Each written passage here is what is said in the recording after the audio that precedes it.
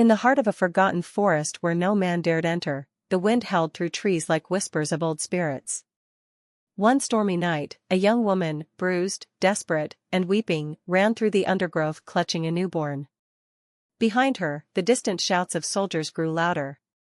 She placed the baby near the roots of an ancient tree, whispered, "Forgive me, my son," and vanished into the night. Hours passed. The forest grew silent. Then, heavy footsteps approached, paws larger than plates, fur like the shadows themselves. It was Fenric, the giant wolf of the northern mountains. Eyes glowing gold, he sniffed the baby. It wailed. He could devour it in seconds.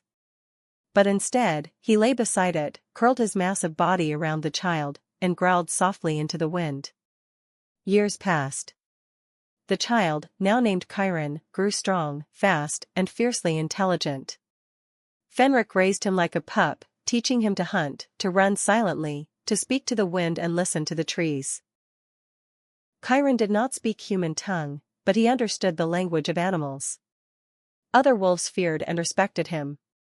He climbed trees with the ease of a lynx and could mimic the howl of any beast. Fenric, once a monster feared in legends, became a father, protective and wise.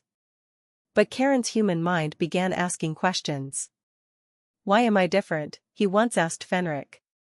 The wolf only said, "Because destiny gave you to me. But destiny does not forget." One winter, humans entered the forest. Hunters. Poachers. They slaughtered animals, set traps, and brought fire. Fenric told Chiron to stay hidden, but the boy couldn't resist watching them. They looked like him. He followed them, amazed by their tools and their speech. They noticed him. Captured him. "Wild boy," they sneered. "Look at his eyes, beast-born." They took him to their village, locked him in a cage. Elders questioned him. One woman, older than the rest, gasped when she saw the pendant around his neck, the one his mother left. You are the prince," she whispered. Shocking truth flooded in: Chiron was heir to a fallen kingdom. His mother had fled with him from a coup.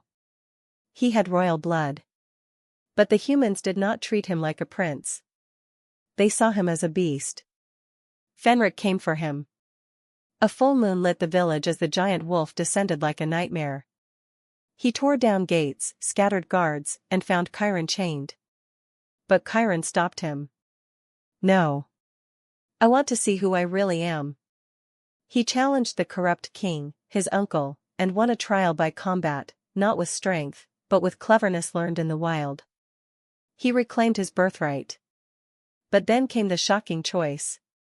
With the crown in his hands, Chiron turned to the people and said, "I am not your king. I was raised not by man, but by wolf. I do not belong in stone halls. I belong to the wild." He threw the crown into the fire and walked away, leaving gasps behind. Chiron and Fenric returned to the forest.